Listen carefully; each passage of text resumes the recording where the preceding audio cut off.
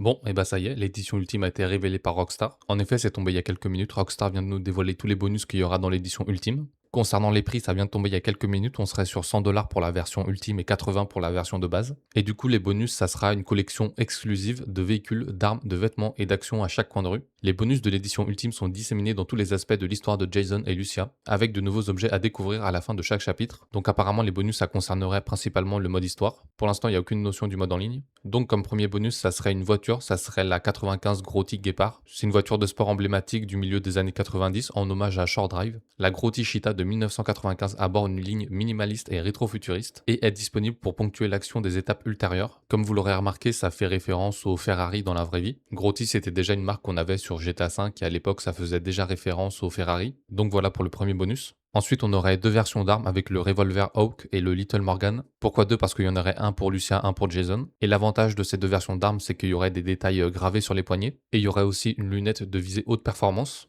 Effectivement, quand on voit l'image, c'est assez impressionnant, on dirait la lunette d'un sniper. Ça montre aussi que les variantes d'armes sur GTA 6, ça sera beaucoup plus développé que sur GTA 5. Et donc, comme vous pouvez le voir, les gravures en forme de palmier sur les poignets. On voit également la lunette sous un autre angle. Mais on pourra graver aussi d'autres choses et mettre les armes d'une autre couleur. L'arme en rouge avec la rose de Lucia, elle est incroyable. On voit aussi qu'on peut graver des initiales. Là, on voit le J Duval pour Jason. On voit même à la base du chargeur JD pour Jason Duval encore. Ensuite, comme bonus, il y aurait également des tenues exclusives et des tatouages. On peut voir ici des tatouages sur les mains et sur les avant-bras. Ici, on a d'autres visuels des vêtements, notamment avec la chemise de Jason. Ensuite, on aura aussi des véhicules de la cabane de Jason. Donc, ils mettent véhicule avec un S parce qu'il y aurait à la fois une moto, la moto Dinka Enduro, mais il y aura aussi un kayak Crest. Ici, on a un visuel des deux véhicules, et donc on pourra faire du kayak, ça sera incroyable. Et on aurait même un troisième véhicule avec la Vapid Ganado. Elle est surbaissée grâce à des modifications exclusives. Donc en fait, c'est bien les trois véhicules qu'on avait sur la première image, à la fois la voiture, la moto et le kayak dans l'ombre.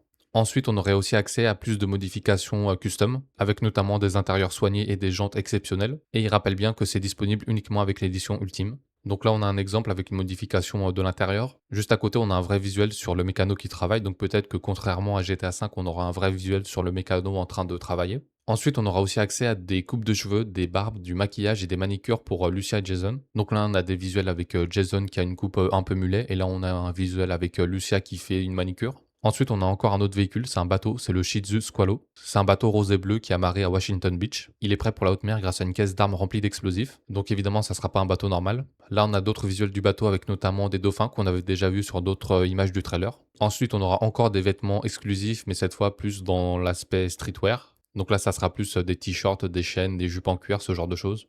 Ensuite, encore un véhicule de plus, c'est le Buggy Vapid Dominator. C'est un véhicule qui offre une maniabilité hors route impressionnante, notamment pour le mont Calaga. Le mont Calaga, c'est un peu le mont Chiliad de GTA 6. Rangez-le facilement au garage Paradise à Watson Bay, qui comprend un casier d'armes et un endroit sécurisé pour déposer les biens volés destinés à être recelés.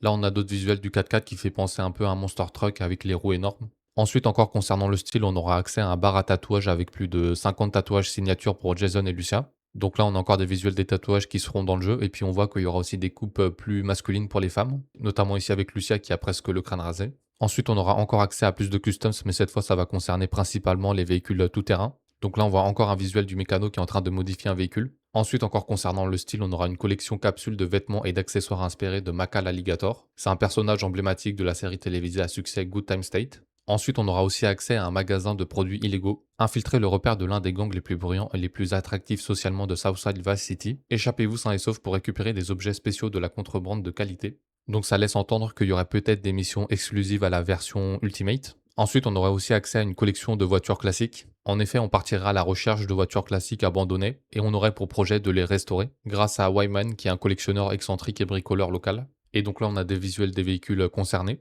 Et voilà, on arrive à la fin pour les bonus de l'édition ultime. Mais c'est pas tout parce qu'il y a aussi des bonus de précommande, peu importe la version du jeu qu'on prendra. Ces bonus, ils lui ont donné le nom de Pack Vintage Vice City. Et donc, comme bonus, on aurait une berline Vapid Stanier de 1955. On aurait aussi un garage donnant sur Ocean Beach. On aurait des tenues et des coiffures décadentes pour Jason et Lucia. Et un motif d'arme emblématique qui fait écho aux excès du passé.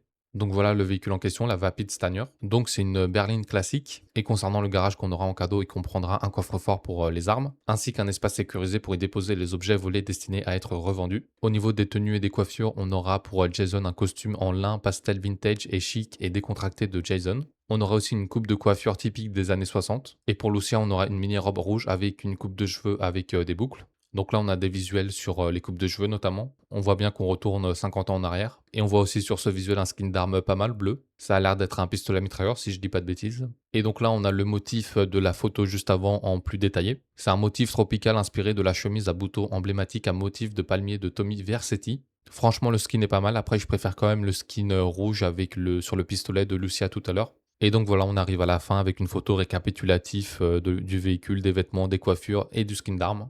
Voilà pour ce qui concerne les précommandes de GTA 6. Pour l'instant, ils n'ont pas parlé de version intermédiaire entre la version basique et la version ultime. Donc on verra ce soir. Je vous souhaite à tous une bonne précommande.